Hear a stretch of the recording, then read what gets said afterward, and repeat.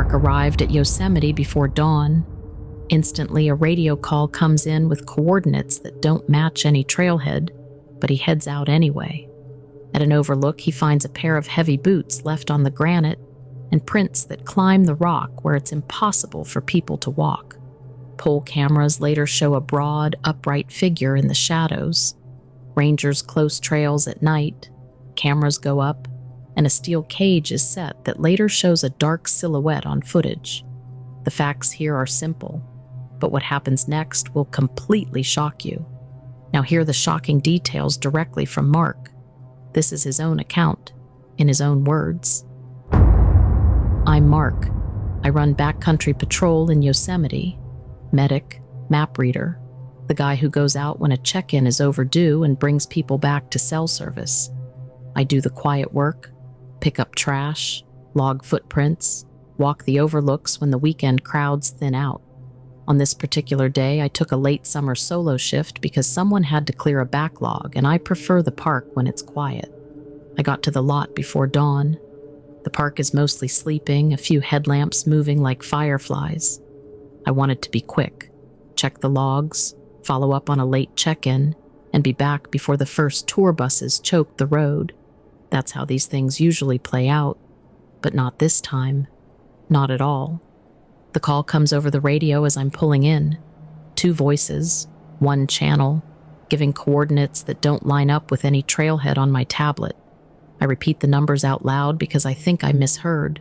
The radio answers me, but strangely it sounds like my own voice. A half beat late and just a little off. I hear my own question come back at me. I pause. If you've worked radios long enough, you learn to notice things that aren't supposed to happen. That's the first thing that lands hard that day. I hike in with my pack light. The walk to the overlook is 10 minutes. Enough time to think through the call and decide what kind of response makes sense. Headlamp on, boots crunching. I move fast. I'm not thinking about anything except the coordinates and how wrong they feel. When I get to the rail, the boots are there. A pair of heavy hikers, laces double knotted and tucked the way I knot mine. They're sitting half facing the valley and half facing the trail. No person around. No blood either. Nothing torn. Thank goodness. The boots are a bit warm, like someone had just gotten up and left them. I lift one because that's what you do.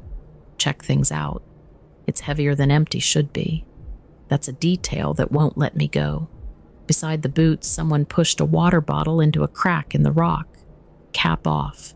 The mouth is smeared with something dark, not the clean smear you get from mud when someone drops a bottle. This looks worked into the plastic. Weirdly, a small stack of pebbles sits next to it. 3 stones balanced, deliberate. Someone left a mark. I find a set of prints. They start behind the rail and go up the face. They're narrow and longer than a normal hiking boot print. I measure them without thinking. Heel to toe, width across the ball. They push into the stone in a way that suggests weight, but they angle up where you and I both know a person without gear can't go. There are scuffs on seams where a climber would place a foot, but no chalk, no piton holes, nothing to suggest climbing gear. Whoever made those marks didn't use tools. I call dispatch. Unit reporting. Found abandoned boots at Overlook 2. Prints ascend the face. The reply is the professional kind. Copy. Proceed with caution. Those words mean someone else will be on the way. I bag the boot because procedure asks for it, and because keeping good paperwork can save you later. You take small, sensible steps when the rest of the situation is not sensible. Then the radio does that thing again. I speak into the mic, asking for an ETA, and the reply loops back, a beat late, my own voice again, answering my own question. It's like my words are being returned by a tape recorder playing the wrong side. My hands go numb for a second. This is not a functional problem. This is a signal that something else is at play, and I know enough to proceed with caution. While I wait for backup, I walk the base of the rock. The scuffs continue higher than they logically should. They stop, and start on ledges where a person shouldn't have footing. I find parallel, short abrasions in a vertical line, scratches like something dragged a hand up the seam. I circle the area twice looking for ropes, carabiners, any sign of a fall or an assisted climb. Nothing. The volunteer who shows up, young, decisive, and carrying a rope like she knows how to use it, shrugs the same way I do when a detail doesn't fit a script. We set a rope line and send a team down. The sun is just clearing the rim by then, and the light makes the rock look clean and ordinary. That's what makes this worse. Ordinary things arranged to be important. The rope team sweeps ledges with methodical moves. They call out when they find things. First, a scrap of dark fabric snagged on a flake, coarse, not synthetic. I bag it. Second, a single hiking glove turned inside out and tucked in a little niche. Third, nothing that looks like a body. We bring everything back to the rail and tag it. The volunteer checks the recording on her phone and frowns because when she plays it back, there's a gap. Then my voice, answering a question I hadn't asked yet. She hands the phone to me and I hear it. My voice, but the cadence is wrong. Pieces repeated, phrases coming in a different order. I stop the playback. A sound you recognize, rearranged so it starts to look like evidence of something intentional. The rope team radios up for a larger unit. Policy says we need at least 2 rangers for anything with an unknown hazard. People start showing, more rangers, the supervisor, a couple of volunteers who signed up because they wanted to help. We divide tasks, logistics, evidence, perimeter. I drive the evidence back to the station. The fabric in a sealed bag, the inside of the boot in an evidence pouch, photos, measurements. The recorder file goes on a thumb drive. It all feels horribly bureaucratic and also absolutely necessary. We kept working the scene. More people came out, another ranger, the wildlife tech, the volunteer who'd stayed on. We set simple pole cameras where they'd catch movement, not anything fancy, just time-stamped motion cams we could trust. We didn't bait the area. We didn't want to teach whatever it was to come to food. We wanted a record. 2 mornings later, one of those pole cams gave us something useful. At first, it looks like a shadow crossing the frame. Then it fills the frame. Broad shoulders, long arms, a low head. It walks upright and carries something by the laces. One of the boots. It moves steady, not clumsy. I watched that clip and felt everyone in the room get very quiet. That footage changed the tone. Up until then, you could argue a prank, a hiker, anything. After that clip, it was harder to call it a joke. I drove the line the next morning and found hair snagged on a branch where a camera had shown a shape brush past. The wildlife tech bagged it with gloves on and didn't smile. That's when the not a prank feeling turned into something real and big. We widened the search. The prints matched the first set, elongated, deep at the heel, and angled up ledges where no person should be walking without gear. We started to find patterns, small stacks of stones like the one at the overlook, pairs of items moved and left in deliberate places, nothing stolen for food. One remote camera caught the creature setting a shoe down on a ledge and pausing to sniff it, then placing it beside a water bottle. It didn't look like a predator. It looked like it was inspecting a found object. Then we found the campers. They were half a mile off the trail, huddled in a shallow alcove, shaken and exhausted, but physically whole. Their story matched the footage in brutal, simple details. Something had watched them from above. It had come close and moved in a way that wasn't animal-typical, and at one point it had taken a boot and set it down on a ledge. When we walked them back to the overlook, the exact boot showed up where the camera had recorded it. No theatrics, no missing persons, just a pair of people who were terrified, and a boot that proved their story. We sent the hair samples to the university lab that helps the park with odd cases. Their reports were careful and clinical. Microscopically, the hair structure didn't match deer, bear, dog, coyote, or any of the usual suspects. The lab said the keratin patterns and follicle structure suggested a primate-like morphology. When they tried a partial DNA extraction, the results were degraded and incomplete but leaned toward primate lineage markers rather than the expected local mammals. Scientists don't say Bigfoot in reports. They used words like anomalous, primate-like, and requires further study. That was the lab's way of saying, this isn't what we usually see. Management shifted to a cautious posture. They didn't want headlines or people wandering out at dusk with flashlights. Trails closed at night. We increased presence and logged every sighting, every camera ping, every item moved. The legal folks said we had to avoid anything that could look like harassment or entrapment. The trapper and the wildlife tech argued about methods, and we debated how far to go without making the situation worse. For me, the important thing was this. Something big, bipedal, and apparently curious had been moving through the park. It had handled human objects, it hadn't attacked, and it left evidence that didn't fit any known local animal. That's enough to change how you do the job. It's enough to make you sleep with your phone by the bed and check the truck before you drive off. We had a mystery that a lab pointed at primate-like, footage that showed the shape and motion, and campers who were alive to tell the story. That's when we started talking about more active steps, not to hurt it, but to document it in a way that couldn't be dismissed. They ended up setting a trap. It wasn't drama, no snaring or baited pit with headlines written on it, just a big steel cage built for large animals, the sort the wildlife guys use for bears. The trapper and the wildlife tech argued the options and kept it simple.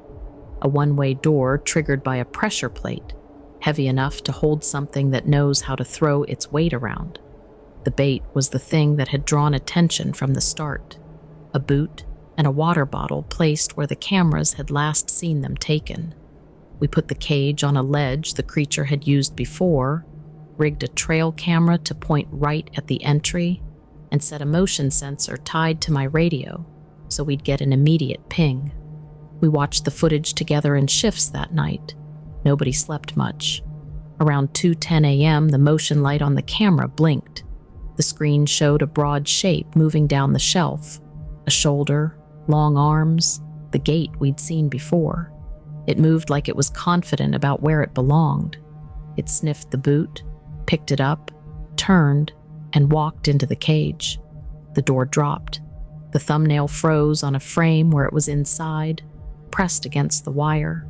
The room went quiet. That was the hook that made every skeptic in the command post sit up straight.